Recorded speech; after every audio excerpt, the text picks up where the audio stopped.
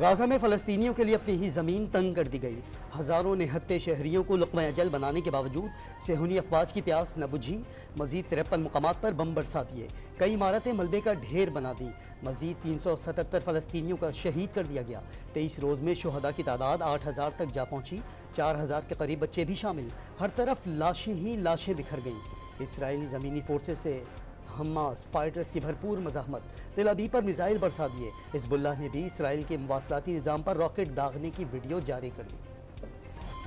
صہیونی ریاست کے حملوں میں تیزی کے بعد غزہ کے اسپتالوں کو بدترین صورتحال کا سامنا۔ ایندھن ختم ہونے کے باعث 30 اسپتال بند کر دیے گئے، دیگر اسپتال بھی چند گھنٹوں یا دنوں میں بند ہونے کا خدشہ۔ اسرائیلی طیاروں کا الشفا اسپتال کے قریب بڑا حملہ، اسپتال جانے والی سڑکیں تباہ۔ فلسطینی حکام کے مطابق مکینوں کا اسپتال پہنچنا انتہائی مشکل کر دیا گیا۔ اسرائیلی افواج کی مواصلات کا نظام تباہ کر کے غزہ کا دنیا بھر سے رابطہ کاٹنے کی کوششیں۔ فلسطین کی مرکزی ٹیلی کام کمپنی کے ہنگامی اقدامات، لینڈ لائن فون، موبائل اور انٹرنیٹ سروس بتدریج بحال ہونا شروع۔ لالٹیل کے مطابق تکنیکی ٹیمیں مشکل حالات کے باوجود بمباری سے بنیادی ڈھانچے کو پہنچنے والے نقصانات کو ٹھیک کرنے میں مصروف ہیں۔ مزاحمتی تنظیم حماس صہیونی ریاست کے ساتھ قیدیوں کے تبادلے کے لیے تیار۔ اگر اسرائیل حماس کے قیدیوں کو چھوڑ دے گا تو 7 اکتوبر کو یرغمال بنائے گئے افراد کو چھوڑ دیں گے۔ القسام بریگیڈ کے سربراہ یحییٰ سنور کا پیغام۔ اسرائیلی جارحیت اور قتل و غارت ہولوکاسٹ سے کہیں بڑھ کر ہے۔ غزہ کے شہری اس جنگ کو فیصلہ کن مارکا سمجھیں۔ دشمن روز زمینی کارروائیوں کی دھمکیاں دے رہا ہے، تنظیمی انتظار میں ہے، دشمن کو نئی قسم کی موت کا مزہ چکھائیں گے۔ ترجمان حماس ابو عبیدہ نے خبردار کر دیا۔ شہری جنوبی علاقوں میں چلے جائیں، غزہ کے اندر جنگ مشکل اور طویل ہوگی۔ حماس شہریوں کو جنگ میں ایندھن کے لیے استعمال کر رہا ہے۔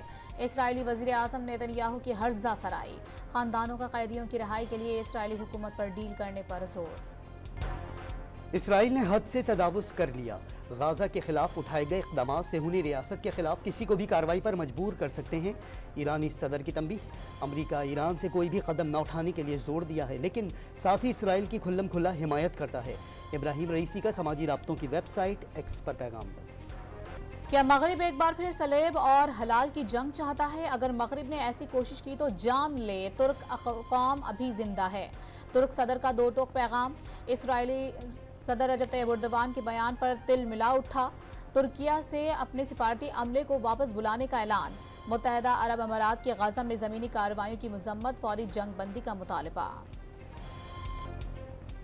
پاکستان کا غزہ میں بگڑتی صورتحال پر اظہار تشویش، شہادتوں کی تعداد میں اضافہ ہو رہا ہے، بے گناہ فلسطینیوں کی حالت زار کو نظر انداز نہیں کرنا چاہیے، عالمی برادری اسرائیل پر فوری جنگ بندی کے لیے دباؤ ڈالے، نگراں وزیر خارجہ جلیل عباس جیلانی کا مطالبہ۔ جماعت اسلامی کا فلسطینیوں سے اظہار یکجہتی کے لیے اسلام آباد میں ملین مارچ، خواتین سمیت ہزاروں کارکنان کے نعروں سے شہر اقتدار کی فضا گونج اٹھی۔ سراج الحق کا 19 نومبر کو لاہور میں دوسرے ملین مارچ کا اعلان، مسلمان حکمرانوں نے فلسطینیوں کے دفاع کے لیے اپنی ذمہ داری ادا نہیں کی، قبلہ اول کی حفاظت عرب ہر مسلمان پر فرض ہے، سراج الحق کا شرکا سے خطاب۔ فلسطین مسلمانوں کی سرزمین ہے اور اس کے ایک انچ سے دستبردار ہونے کے لیے تیار نہیں۔ غزہ کے فلسطینی اس معرکے میں اکیلے نہیں، پوری امت مسلمہ ساتھ کھڑی ہے۔ پاکستانی عوام اور بالخصوص جماعت اسلامی نے القدس اور فلسطین پر کسی قسم کا سمجھوتا نہیں کیا، اس پر فلسطینی انہیں سلام پیش کرتے ہیں۔ سربراہ حماس اسماعیل ہانیہ کا جماعت اسلامی کے اقصی مارچ کے لیے خصوصی پیغام۔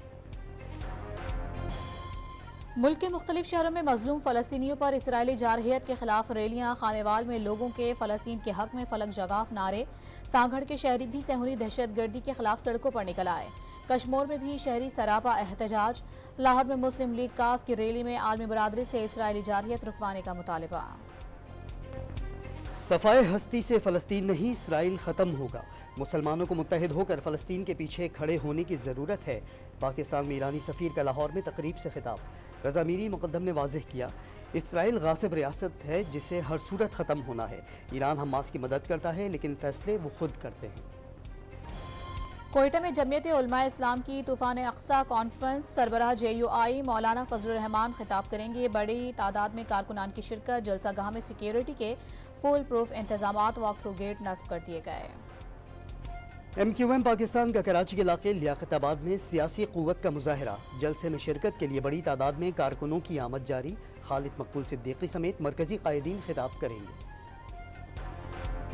भारत दिफाई चैंपियन इंग्लैंड के खिलाफ बड़ा स्कोर करने में नाकाम। इंग्लिश टीम को जीत के लिए 230 रन का हदफ। इंग्लिश बॉलर्स के सामने कप्तान रोहित शर्मा और सूर्य कुमार यादव के अलावा कोई बैटर क्रीज पर ना टिक सका। रोहित शर्मा 87 और सूर्य कुमार 49 रन बनाने में कामयाब रहे। केएल राहुल ने 39 रन की इनिंग खेली। डेविड विली 3, क्रिस वोक्स और आदिल रशीद ने 2-2 विकेटें ली।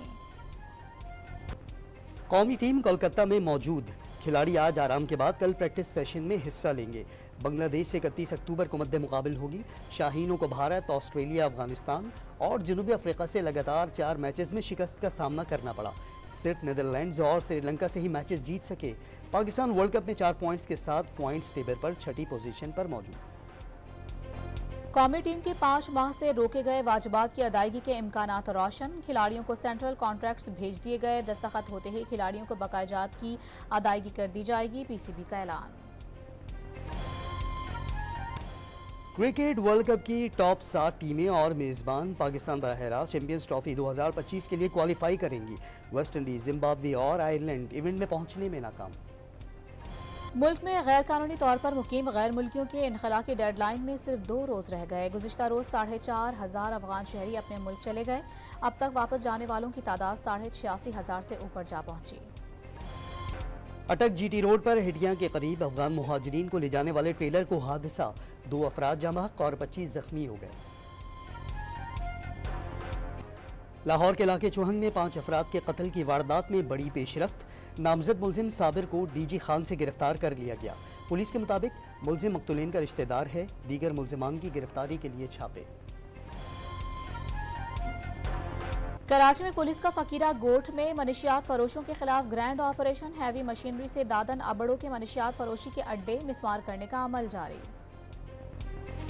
इस्लामाबाद के रेड जोन में बेहंगम ट्रैफिक कंट्रोल करने के लिए 1 नवंबर से मोटरसाइकिलों के दाखिले पर पाबंदी का फैसला। मोटरसाइकिल्स की पार्किंग कन्वेंशन सेंटर में होगी, जहां से शटल सर्विस चलाई जाएगी। सूबों के सरप्लस बजट में 166 अरब 62 करोड़ रुपए की बड़ी कमी सामने आ गई। रवा साल जुलाई से सितंबर सूबों का सरप्लस बजट 51 अरब 40 करोड़ रुपए रहा, जबकि गुज़िश्ता साल सूबों ने 218 अरब रुपए का सरप्लस बजट दिया था। कौमी एयरलाइन के लिए अच्छी खबर। PSO से मामला तय होने के बाद PIA ने 37 परवाज़ों के लिए शेड्यूल बना दिया। PSO को कल की परवाज़ों की भी फहरिस्त फराहम। गिलगित और स्कर्दू में फंसे सयाहों को निकालने के लिए भी परवाज़ें बहाल हो गई। कराची में अशिया खुर्दनोश की कीमतों में नुमाया कमी न आ सकी। नॉर्थ नाज़िमाबाद में इंतजामिया ने सरकारी निरखनामा नज़रअंदाज करने वालों के खिलाफ डंडा उठा लिया। महंगे दामों मुर्गी का गोश्त बेचने वाली 21 दुकानें सील। भारतीय रियासत केरला का कन्वेंशन सेंटर धमाके से गूंज उठा। 1 शख्स हलाक और 20 जख्मी। धमाके के बाद कन्वेंशन सेंटर में आग भड़क उठी। केरला के मुख्तलिफ अजला में सिक्योरिटी मजीद सख्त कर दी गई। कनाडा के सूबे ब्रिटिश कोलंबिया में आज होने वाले खालिस्तान रेफरेंडम की तैयारियां मुकम्मल। हजारों सिखों की शिरकत मुतवक्के। रेफरेंडम से एक दिन कबल भारत के खिलाफ रैली का इनेकाद। सिख खवातीन ने भी बड़ी तादाद में शिरकत की।